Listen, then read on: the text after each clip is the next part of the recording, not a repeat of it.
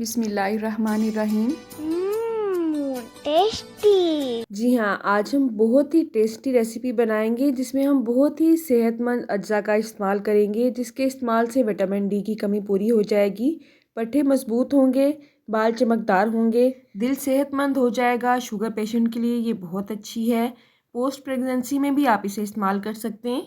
इसके इस्तेमाल से आप यकीन करें आपकी नस्लें सेहतमंद रहेंगी। इसको कैसे बनाना है, कैसे इसका इस्तेमाल करना है, आज की वीडियो में सब डिस्कस करेंगे। तो चलें आज की इस वीडियो का आगाज़ इस दुआ के साथ करते हैं कि अल्लाह आप सबका दस्तरखान सजाए रखे और हम सबको सेहत और ईमान का रिज़्क अता फरमाए। तो यहाँ पे 2 चम्मच मैं ले रही हूँ साबूदाना के। इसको हम 5 से 7 मिनट के लिए भिगो लेंगे। पहले अच्छी तरह से वॉश कर लें और उसके बाद भिगो लें, ठीक है।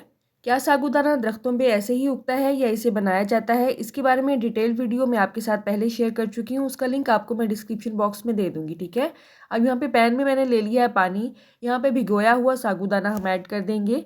साबूदाना की अफादियत की अगर बात की जाए तो ये आसाब को मजबूत करता है, हाफजा बेमिसाल करता है। जिन बच्चों को आप मोटा करना चाहते हैं उन्हें कुछ अर्सा मुसलसल अगर साबूदाने का इस्तेमाल करवाया जाए तो वो मोटे ताज़े हो जाते हैं। कमर दर्द के लिए ये मुफीद माना जाता है। जो लोग थके हुए महसूस करते हैं अपने आप को, अगर वो इसका इस्तेमाल मुसलसल करेंगे 1 माह के लिए तो वो इंशाल्लाह चाकू चौबंद हो जाएंगे। तो हमने इसे बॉयल करना है और इसका जो एक्स्ट्रा पानी होगा वो हम रिमूव कर देंगे। आपको इसमें अभी एक छोटा सा वाइट डॉट नज़र आ रहा होगा। जब ये भी ट्रांसपेरेंट हो जाएगा चूल्हा हम बंद कर देंगे और इसे छान लेंगे। इसका एक्स्ट्रा पानी हम रिमूव कर देंगे। दूसरी चीज़ जो हम इसमें ले रहे हैं वो है फूल मखाने। फूल मखानों की अफादियत की अगर बात की जाए तो ये वेट बढ़ाता भी है और वेट कम भी करता है। असल में अगर आप इसे स्नैक के तौर पे खाने बैठ जाएंगे, बहुत ज़्यादा खाएंगे तो आपका वेट बढ़ जाएगा, लेकिन अगर आप इसे मील के तौर पे, खाने के तौर पे खाएंगे तो आपका वेट इससे लॉस होगा। तो ये खुले भी मार्केट में आते हैं, इस तरह से बंद पैकेट में भी आते हैं। मैंने 50 ग्राम का पैकेट लिया यहाँ पे और इसे हमने अच्छी तरह से ड्राई रोस्ट कर लेना है। आपने देखा अभी ये बहुत सख्त है, टूट नहीं रहा है। अगर आप इसे रोस्ट किए बगैर ही इस्तेमाल करेंगे तो आपको फ़ायदे की बजाय नुकसान भी हो सकता है। पेट में गैस भी हो सकती है, पेट में दर्द भी हो सकता है, ठीक है।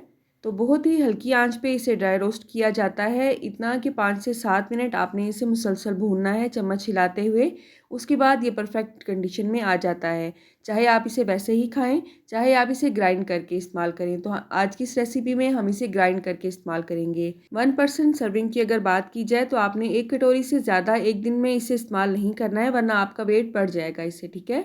तो यहाँ पे इसे रोस्ट करते हुए मुझे 5 से 7 मिनट हो चुके हैं और आप देख सकते हैं ये बहुत ही आसानी के साथ अब टूट रहा है और बहुत ही क्रंची हो चुका है। इसका मतलब है ये रेडी है। पैन से हमने इसे रिमूव कर लेना है, क्योंकि अगर ये पैन में पड़े रहेंगे तो इनका कलर ज़्यादा भी डार्क हो सकता है, क्योंकि पैन हमारा गर्म है। तो आज की रेसिपी के लिए जितनी क्वांटिटी इसकी मुझे चाहिए उसे मैं अच्छी तरह से ग्राइंड कर लूँगी। फूल मखाने के मज़ीद क्या फ़ायदे हैं वो भी हम डिस्कस करेंगे।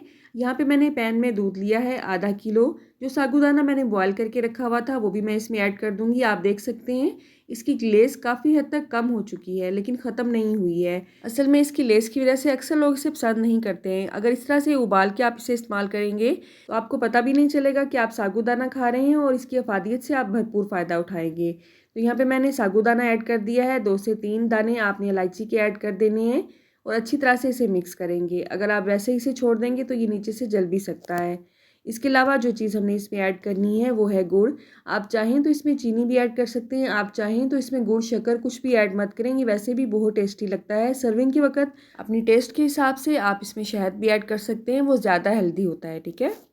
तो हम बात कर रहे थे यहाँ पे फूल मखाने की अफादियत की। ये अच्छी नींद के लिए बहुत ही अच्छा माना जाता है, हार्ट हेल्थ के लिए बहुत अच्छा है। जिन लोगों में बैड कोलेस्ट्रॉल बढ़ चुका है वो अगर इसे इस्तेमाल करेंगे तो इंशाल्लाह ज़ोर अफाका हासिल करेंगे।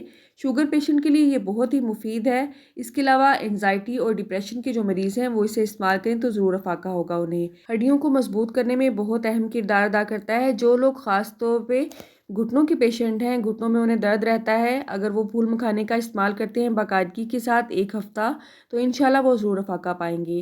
तो यहाँ पे मैंने तकरीबन आधे फूल मखाने ग्राइंड कर लिए हैं और आधों को मैंने सेव कर लिया है। उसे मैं मज़ीद किसी और रेसिपी में इस्तेमाल करूँगी। आप चाहें तो इसकी क्वांटिटी को बढ़ा भी सकते हैं। मैंने हाफ़ लिए हैं तकरीबन 25 ग्राम और ये 1 कटोरी बनते थे।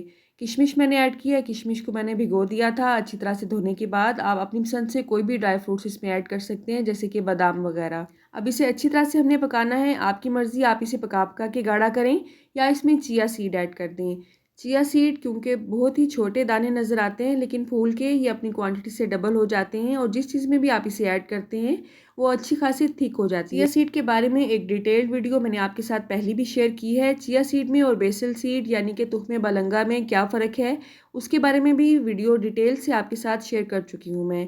इन तमाम वीडियोज़ का लिंक आपको डिस्क्रिप्शन बॉक्स में मिल जाएगा। चिया सीड किस एज में इस्तेमाल करना चाहिए, बच्चे से इस्तेमाल कर सकते हैं कि नहीं, ये तमाम वीडियो मैं आपके साथ पहले शेयर कर चुकी हूँ। आपने डिस्क्रिप्शन बॉक्स ज़रूर चेक करना है, बहुत ही काम की वीडियोस आपको वहाँ पे मिलेंगी, ठीक है। चिया सीड की अफादियत की अगर बात की जाए तो ये कैल्शियम से भरपूर होते हैं। ओमेगा 3 इसमें भरपूर मिकदार में पाया जाता है। कॉन्स्टिपेशन के मरीज़ अगर इसे इस्तेमाल करते हैं तो इंशाल्लाह उन्हें ज़रूर फ़ायदा होगा। इसके अलावा ये फाइबर से भी भरपूर होते हैं। तो तकरीबन 5 से 7 मिनट पकाने के बाद मैंने इसे 5 से 6 घंटे के लिए कवर कर दिया था। अगर आप रात में इसे बनाते हैं तो आपने इसे कवर करके रख देना है। अगर मौसम सर्द है, अगर गर्मी है तो आपने इसे अच्छी तरह से ठंडा करने के बाद रूम टेम्परेचर पे लाने के बाद फ्रिज में रख देना है। आजकल क्योंकि सर्दी का मौसम है तो मैं इसे चूल्हे पे ही रहने देती हूँ और सुबह नाश्ते में इसे सर्व करती हूँ। और अल्हम्दुलिल्लाह ये इतना अच्छा नाश्ता है कि दिन भर आपको जितने भी विटामिन्स और मिनरल्स की ज़रूरत होती है वो आपको इस नाश्ते की एक कटोरी में मिल जाएंगे इंशाल्लाह। ये नाश्ता आप 2 साल के बच्चे को भी दे सकते हैं। इसके अलावा हर एज के लोग इसे इस्तेमाल कर सकते हैं। 1 साल से कम उम्र के बच्चों को अगर आपने इस्तेमाल करवाना है तो पहले उसके डॉक्टर से मशवरा करें, उसके बाद इसे इस्तेमाल करवाएं, ठीक है। मुझे इसकी कंसिस्टेंसी ऐसे ही अच्छी लगती है। आप इसे पी भी सकते हैं और आप इसे खा भी सकते हैं, ठीक है। अगर आपने इसे थिक बनाना है तो आप जो चिया सीड हैं उसकी क्वांटिटी को भी बढ़ा सकते हैं और फूल मखाने जो ग्राइंड किए हुए हमने डाले हैं उसकी क्वांटिटी को भी बढ़ा के इसकी थिकनेस में इजाफा कर सकते हैं। सर्विंग के वक्त अगर आप फूल मखाने थोड़े से ऊपर ऐड कर देंगे तो इसका जो क्रंच है मुंह में आता हुआ, मुझे तो बहुत टेस्टी लगता है। अगर आपको अच्छा नहीं लगता है तो आप इसे स्किप भी कर सकते हैं, ठीक है। आपको आज की वीडियो का आइडिया कैसा लगा आपने कमेंट बॉक्स में मुझे ज़रूर बताना है। किस सिटी से आप मेरी वीडियोस को वॉच करते हैं कमेंट बॉक्स में अगर आप मुझे बताएंगे तो मेरे लिए कि नाम से कम नहीं होगा। अल्लाह आप सबको सेहत और ईमान का रिज़्क अता फरमाए और हम सब के रिज़्क में कसरत से ज़्यादा बरकत और आसानी अता फरमाए। मेरी नेक्स्ट वीडियो तक अल्लाह हाफिज़।